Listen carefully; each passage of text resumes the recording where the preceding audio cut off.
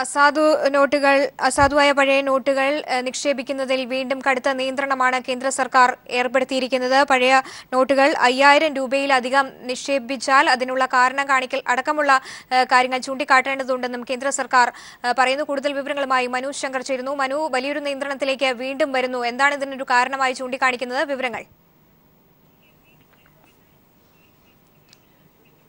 Somy, bank അക്കൗണ്ടുകളിലൂടെ വീണ്ടും കള്ളപ്പണം വെളുപ്പിക്കുന്നു എന്ന് ധനമന്ത്രാലയത്തിന് വിവരം ലഭിച്ചിരിക്കുന്നു. ഇതിനാലാണ് ഇത്തരം കടുത്ത നിയന്ത്രണങ്ങൾ ഇപ്പോൾ കൊണ്ടുവരുന്നത് എന്നാണ് ധനമന്ത്രാലയം അറിയിച്ചിരിക്കുന്നത്. ഈ മാസം ഡിസംബർ 30 വരെയാണ് പഴയ നോട്ടുകൾ ബാങ്ക് അക്കൗണ്ടുകളിൽ നിക്ഷേപിക്കാനുള്ള അവസരം ലഭിച്ചിരുന്നത്.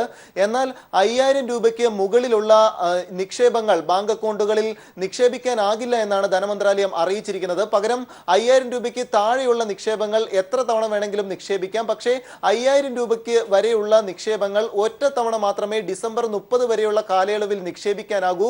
കൂടാതെ ഈ അക്കൗണ്ടുകളിൽ നിക്ഷേപിക്കുന്ന ഈ പഴയ നോട്ടുകൾ ഇത്ര സമയമായിട്ടും എന്തുകൊണ്ട് നേരത്തെ നിക്ഷേപിച്ചില്ല എന്നത് സംബന്ധിച്ചുള്ള സംശയങ്ങൾ ബാങ്ക് അധികൃതർക്ക് തോന്നിയാൽ ഇത് സംബന്ധിച്ചുള്ള കാര്യങ്ങൾ ഈ നിക്ഷേപിക്കുന്ന ആളോട് ചോദ്യം ചെയ്യാൻ ബാങ്ക് ഉദ്യോഗസ്ഥർക്ക് അനുവാദം ഉണ്ടായിരിക്കുമെന്നും ധനമന്ത്രാലയം വ്യക്തമാക്കിയിട്ടുണ്ട്.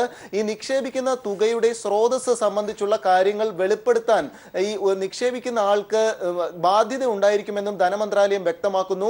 ബാങ്ക് അക്കൗണ്ടുകളിലൂടെ ഈ അസാധുവായ നോട്ടുകൾ ഈ കള്ളപ്പണ വെളുപ്പിക്കൽ പ്രകാരം ഒരു നീക്കങ്ങൾ നടക്കുന്നു എന്ന് ധനമന്ത്രാലയത്തിന് വിവരം ലഭിച്ചിരിക്കുന്നു. ഇതിനാലാണ് ഇത്തരം ഒരു കടുത്ത നിയന്ത്രണങ്ങൾ വീണ്ടും കൊണ്ടുവരുന്നത് എന്നാണ് അറിയിച്ചിരിക്കുന്നത്. നേരത്തെ തന്നെ ഡിസംബർ 15 വരെ ഈ അസാധുവായ നോട്ടുകൾ അത്യാവശ്യ സർവീസുകൾക്കും മറ്റും ഉപയോഗിക്കാനുള്ള അവസരം ഇളവുകൾ കേന്ദ്ര സർക്കാർ വെട്ടിച്ചുരുക്കിയിരുന്നു. ഇതിന് പിന്നാലെയാണ് ഇപ്പോൾ ഡിസംബർ 30 വരെ ഈ അസാധുവായ നോട്ടുകൾ ബാങ്ക് അക്കൗണ്ടുകളിൽ നിക്ഷേപിക്കുന്നതിനും ചില പരിമിതികൾ കൂടി ഇപ്പോൾ കൊണ്ടുവന്നിരിക്കുന്നത്. ഈ നിബന്ധനകൾ പ്രകാരം 5000 രൂപ വരെ ഒറ്റത്തവണ മാത്രമേ നിക്ഷേപിക്കാനാകൂ. ഈ അസാധുവായ നോട്ടുകൾ നിക്ഷേപിക്കുന്നതിന് സംശയം തോന്നിയാൽ ബാങ്ക് ഉദ്യോഗസ്ഥർക്ക് നിക്ഷേപിക്കുന്ന ആളുകളെ ചോദ്യം ചെയ്യാനും ഇതിന്റെ സ്രോതസ് വെളിപ്പെടുത്താൻ ആവശ്യപ്പെടാനും സൗകര്യമുണ്ടായിരിക്കുമെന്നാണ് ഇപ്പോൾ ധനമന്ത്രാലയം അറിയിച്ചിരിക്കുന്നത്. സോമി, മനു, ഇവിടെ പറഞ്ഞതനുസരിച്ച് 5000 രൂപയിൽ അധികം പഴയ നോട്ടുകൾ നിക്ഷേപിക്കുന്നതിന് മാത്രമാണോ നിയന്ത്രണമുള്ളത്? 5000 രൂപയിൽ താഴെ പഴയ നോട്ടുകൾ നിക്ഷേപിക്കുന്നതിന് എത്ര വേണമെങ്കിലും നിക്ഷേപിക്കാം എന്നാണോ? അതിനൊരു നിയന്ത്രണം ഇല്ലെന്നാണോ വ്യക്തമാകുന്നത്? ഇതിൽ നിന്ന് മനസ്സിലാക്കുന്നത് 5000 രൂപ വരെ മാത്രമേ നിക്ഷേപിക്കാനാകൂ എന്നാണ്. അതിന് മുകളിലേക്കുള്ള അസാധുവായ നോട്ടുകൾ ബാങ്ക് അക്കൗണ്ടുകളിൽ ഇനി മുതൽ നിക്ഷേപിക്കാനാകില്ല. 5000 രൂപ വരെയുള്ള നിക്ഷേപങ്ങളാകട്ടെ ഒറ്റത്തവണ മാത്രമേ ഈ മാസം 30 വരെ നിക്ഷേപിക്കാനാകൂ. ഇതിൽ താഴെയുള്ള തുകയ്ക്കുള്ള നിക്ഷേപങ്ങൾ എത്ര തവണ വേണമെങ്കിലും ഡിസംബർ 30 വരെ നിക്ഷേപിക്കാം. പക്ഷേ ഈ നിക്ഷേപിക്കുന്ന തുകയുടെ സ്രോതസ് സംബന്ധിച്ചുള്ള എല്ലാ രേഖകളും ബാങ്ക് ഉദ്യോഗസ്ഥർ ആവശ്യപ്പെട്ടാൽ ഈ നിക്ഷേപകർ നൽകാൻ തയ്യാറായിരിക്കണമെന്നാണ് ധനമന്ത്രാലയം വ്യക്തമാക്കുന്നത്.